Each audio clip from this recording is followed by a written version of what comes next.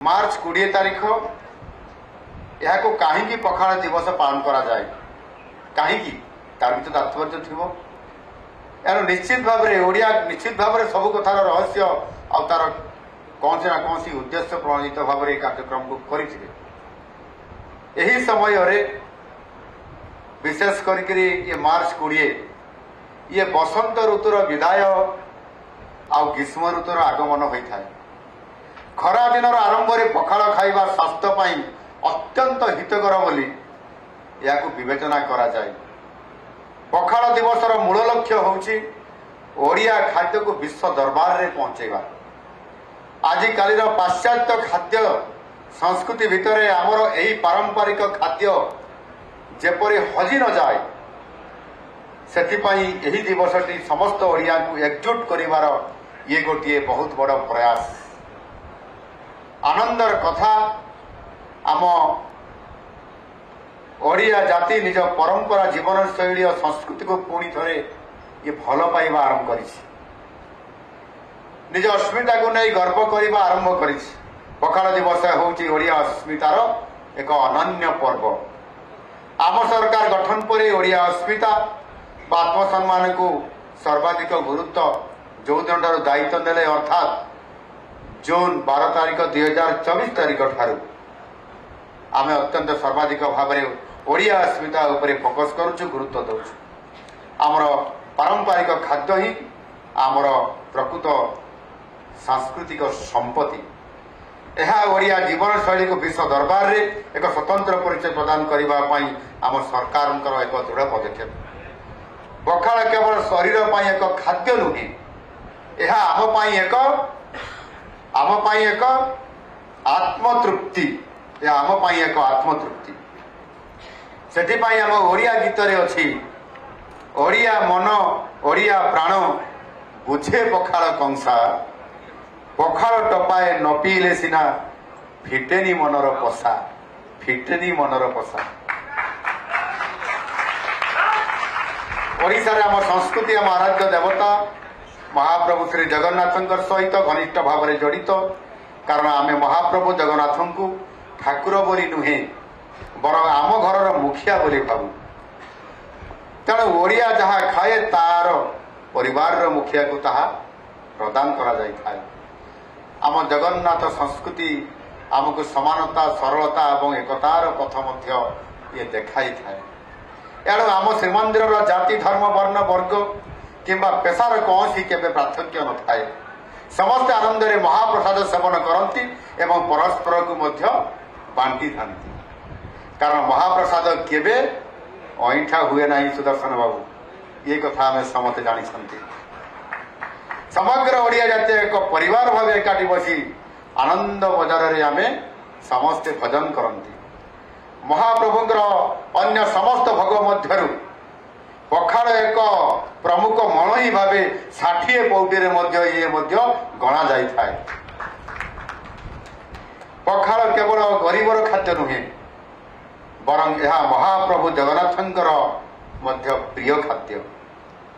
श्रीमंदिर महाप्रभु को टंक तराणी एवं पखाड़ भोग मध्य लगी थाए एवं आज ये टंक पखाड़ सहित ये टंक तराणी सहित जो आइटम करी आज विश्व दरबार को पहुंचे आमर पुरीर दुई भौणी बड़ भौणी कुआड़े चलीगले सम्मानित गले अच्छा ना आज चमत्कृत कर विश्व समस्त पाखरे ये वार्ताटी देकरी भगवान पाखरे सरल खाद्यर अर्पण दर्शाई जे साधारण जीवन शैली केते शुद्ध।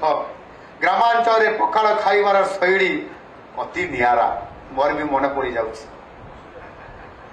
चाषीटे बिल को जीवा पूर्व कंसाए पखाड़ खाई बाहरी थाए।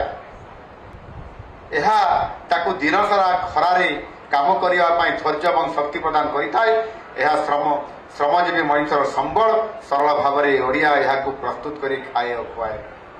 ये वास्तविक जो माने चाषी जो माने चाष कार्य करती जो माने बिलरे जाइकरी चाष काम करने सहित हल भी करती मोर अनुभव अच्छी। मुझे हल करुली बिलरे मुझे चाष काम बापा को साहाय्य करुली ଆଉ ମୁଁ ମଧ୍ୟ ଯେତେବେଳେ ସକାଳେ ହଳ ଲଙ୍ଗଳ ବଳଦ ଧରିକିରି ବିଲକୁ ଯାଏ, ଏଠି ବେଳେବେଳେ ସକାଳୁ କଂସାଏ ପଖାଳ ଖାଇକିରି ବିଲକୁ ଯିବାକୁ ପଡ଼େ। କିନ୍ତୁ ମୁଁ ଯେତେବେଳେ ଯାଇଛି ମୋର ଯାହା ଅନୁଭବ, ସେତେବେଳକୁ ଖାଦ୍ୟ ପ୍ରସ୍ତୁତ ହେଇନଥାଏ। ଏ ଖାଦ୍ୟ ପ୍ରସ୍ତୁତ ହେଲା ବେଳକୁ ପାଖାପାଖି 8-9 ପାଖାପାଖି ହେଇଯାଏ। ସେତେବେଳକୁ ମା ନହେଲେ ଭଉଣୀ ଏ ପଖାଳ ଧରିକିରି ସେ ବିଲକୁ ଯିବେ। ଆଉ ବିଲରେ ହଳକୁ ବନ୍ଦ କରି ବଳଦମାନଙ୍କୁ ମଧ୍ୟ ଟିକେ ବିଶ୍ରାମ ଦେଇକିରି ହିଡ଼ ମଝିରେ ହାତ ମୁହଁ ଧୋଇକରି ହିଡ଼ ମଝିରେ ବସିବା, ଆଉ ମା ପାଖରୁ ଭଉଣୀ ପାଖରୁ ପଖାଳ ଘରୁ ଯାହା ତିଆରି ହେଇକିରି ଆସିକି ଖାଇବା ମନେ ପଡ଼ିଯାଉଛି।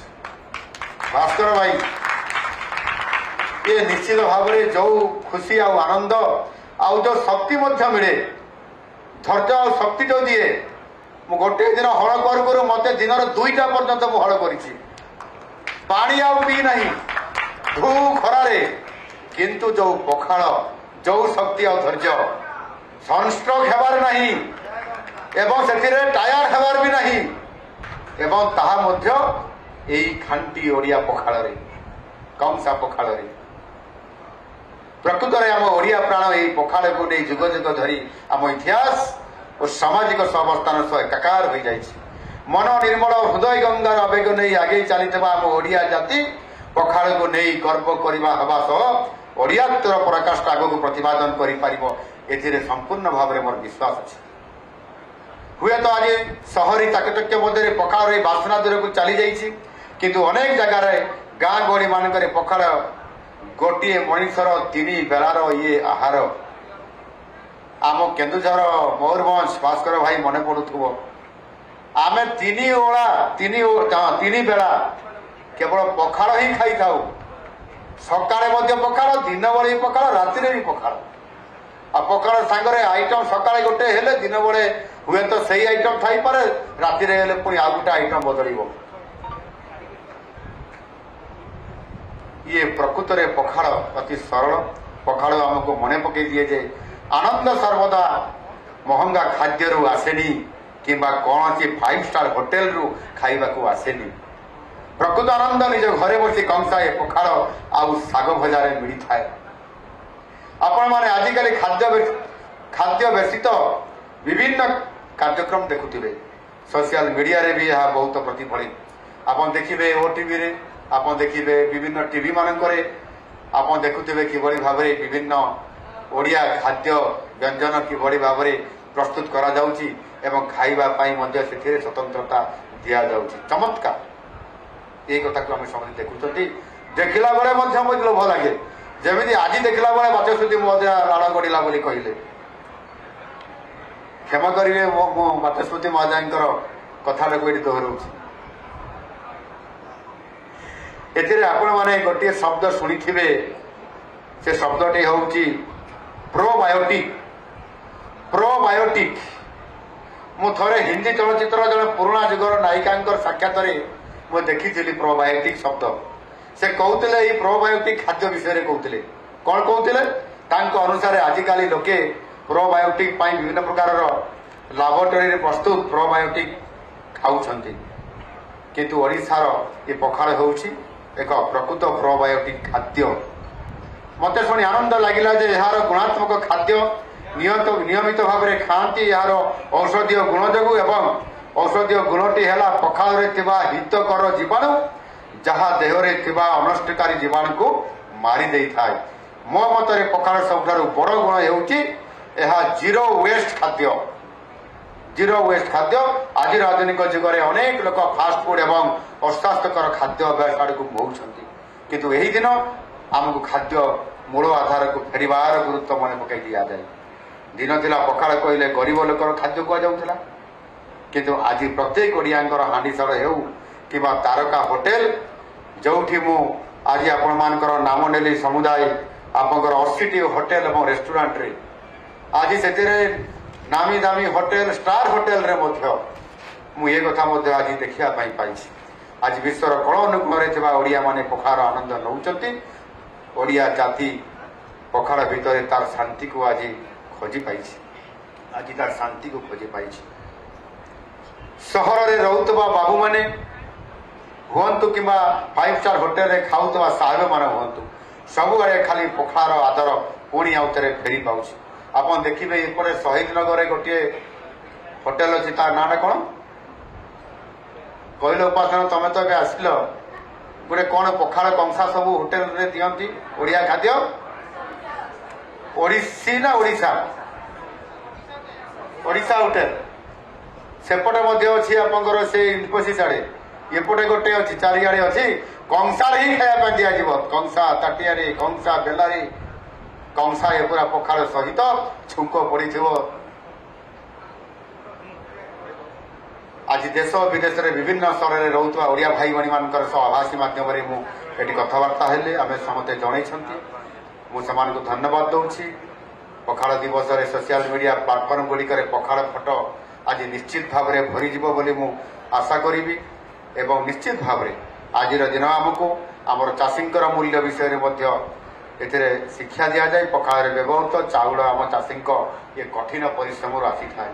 ଆଜି ମଧ୍ୟ କଟକର ଯେଉଁ ଧାନ ଗବେଷଣା କେନ୍ଦ୍ର ଯେଉଁ ବିଦ୍ୟାଧରପୁରରୁ ଆଜି ଆସିଛନ୍ତି, ସେଠିକାର ସିନିୟର ସାଇଣ୍ଟିଷ୍ଟ, ସେଠିକାର PhD କରୁଥିବା ଛାତ୍ରଛାତ୍ରୀମାନେ ସମସ୍ତଙ୍କ ଉପସ୍ଥିତିରେ ଯେଉଁ ଧାନ ଯେଉଁ ପ୍ରଡକ୍ସନ୍ ହେଉଛି ଏବଂ ସେଥିରେ ଏଇଠି ଗବେଷଣାରେ ନୂତନ ଭାବରେ ଧାନ ପ୍ରଡକ୍ସନ୍ ହେଉଛି ଯାହାକି ବିଶ୍ୱ ବଜାରକୁ ଯିବ। ବିଶ୍ୱରେ ଏଇଠିକାର ବିହନ ଯିବ, ମଞ୍ଜି ଯିବ ଆପଣଙ୍କର ଚାଷ କାମ କରିବା ପାଇଁ କଟକରୁ। ଆଜି ଆମକୁ ଦେଖେଇଲେ, ପ୍ରଦର୍ଶନ କରିଲେ।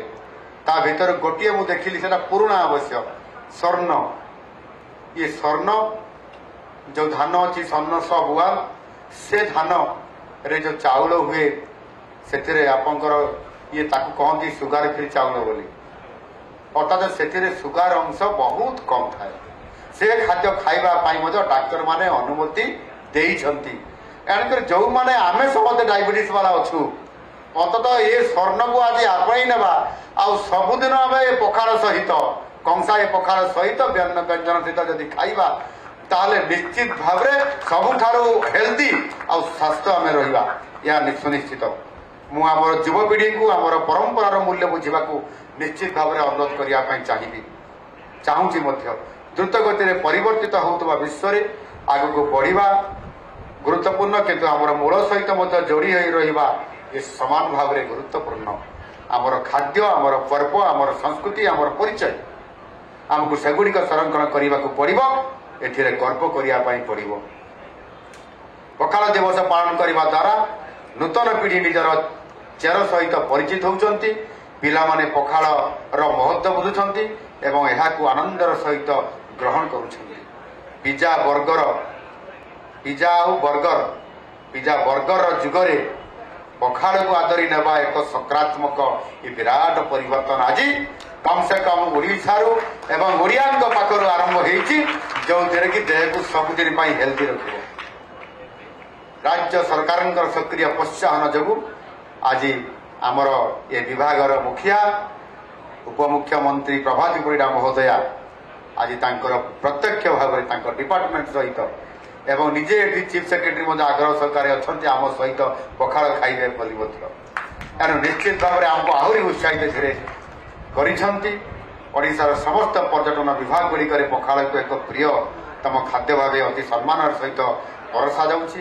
ଏହାଦ୍ୱାରା ରାଜ୍ୟର ଆସୁଥିବା ପର୍ଯ୍ୟଟକମାନେ ଓଡ଼ିଶାର ପ୍ରକୃତ ସ୍ୱାଦ ପାଇପାରୁଛନ୍ତି ଏବଂ ଓଡ଼ିଆ ଖାଦ୍ୟ ସଂସ୍କୃତି ଆଜି ଓଡ଼ିଆ ତଥା ଅନ୍ତର୍ଜାତୀୟ ସ୍ତରରେ ନିଜର ପ୍ରତିପତ୍ତି ବିସ୍ତାର କରିବାରେ ସମ୍ପୂର୍ଣ୍ଣ ଭାବରେ ସମ୍ପୂର୍ଣ୍ଣ ଭାବରେ ସଫଳ ହୋଇପାରିଛି। ଆସନ୍ତୁ ଏହି ଅବସରରେ ଆମେ ଓଡ଼ିଶାର ସମୃଦ୍ଧ ଖାଦ୍ୟ ସଂସ୍କୃତିକୁ ବିଶ୍ୱରେ ପ୍ରଚାର କରିବା ପାଇଁ ଆମେ ସମସ୍ତେ ମିଶିକରି ସରକାରଙ୍କ ସହିତ ସମସ୍ତ ପ୍ରତିଷ୍ଠାନ, ସମସ୍ତ ଅନୁଷ୍ଠାନ, ସମସ୍ତ ହୋଟେଲ, ସମସ୍ତ ରେଷ୍ଟୁରାଣ୍ଟ ଏବଂ ସମସ୍ତ NGO ମାନେ, ସମସ୍ତ ନେତୃବୃନ୍ଦ, ସମସ୍ତ ବୁଦ୍ଧିଜୀବୀ ଆମେ ଆଗେଇ ଆସିବା ଏବଂ ଏ ଉଦ୍ୟମକୁ ଆହୁରି ଆଗକୁ ନେଇ ଚାଲିବା। ନିଜର ବନ୍ଧୁ ବାନ୍ଧବ ଅଣ ଓଡ଼ିଆ ସାଙ୍ଗମାନଙ୍କୁ ମଧ୍ୟ ପଖାଳ ଖୁଆଇବା। ଯେଉଁମାନେ ଅଣ ଓଡ଼ିଆ ଅଛନ୍ତି, ମୋର ବନ୍ଧୁ, ଆମର ସାଙ୍ଗ, ସମସ୍ତଙ୍କୁ ମଧ୍ୟ ଖୁଆଇବା। ଓଡ଼ିଶାର ମହତ୍ତ୍ୱ ଏବଂ ଆମର ପ୍ରିୟ ଖାଦ୍ୟ ପଖାଳର ଜୟଗାନ କରିବା। ଜୟ ପଖାଳ କହିକରି ଆମେ ଜୟଗାନ କରିକରି ଆମେ ପ୍ରଚାର କରିବା। ଏହା ହିଁ ଆମର କର୍ତ୍ତବ୍ୟ ହେବା ଆବଶ୍ୟକ। आज ओडिशार अनेक तारका होटेल रे भी एभली भाव में परसा जाऊँगी जो कथा मुझे आपण पाखे रखिली से 104 कोटी 44 लाख टंका इन्वेस्टमेंट हो 2000 पखापाखि आमर ओडिया कर्मचारी से 80 होटेल और रेस्टोरेंट रे ओडिशा भितर 53 और ओडिशा बाहर 27 जगह विदेश में ये आज पखाड़ आज ये जो रोसई सहित आज समस्त पखाड़ आप्यायित करेंगे ये प्रकार विराट कार्यक्रम भितर आम समस्ते सामिल होगा ये कथा अनुरोध करी परिशेष में मुझे चाहे पखाड़ दिवस आज आम सरकार विकसित ओडिशा संकल्पर एक अविच्छेद्य अंग निजर पुरातन संस्कृति को सुरक्षित रखी आधुनिकता आड़ को दृढ़ भाव अग्रसर होगा ही आम सरकार मूल लक्ष्य पखाड़ दिवस माध्यम ओडिशार ऐतिह्य को सम्मान जनइबा एवं यह आगामी पीढ़ी साइती रखापी आम सरकार जो निरंतर उद्यम करुँच प्रत्येक ओडिया हृदय रे एक नूतन आशा एवं गर्व सृष्टि करी आसतु यही दिनटी को गर्व एवं आनंदर सहित पालन करिबा। जय जगन्नाथ, वंदे उत्कल जननी।